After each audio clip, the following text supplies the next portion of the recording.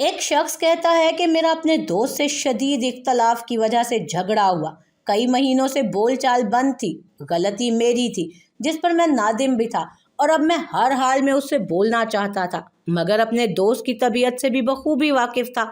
مجھے ڈر تھا کہ میری ہر کوشش فضول جائے گی اور وہ نہیں بولے گا۔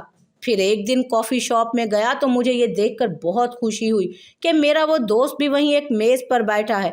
میں چھپتا چھپاتا بالکل اس کے سامنے بنے پلر کے پیچھے والی میز پر جا بیٹھا اور اپنے ساتھ گئے دوست سے کہا کہ کسی طرح غیر محسوس طریقے سے ہماری ایک فوٹو کھینچ دے۔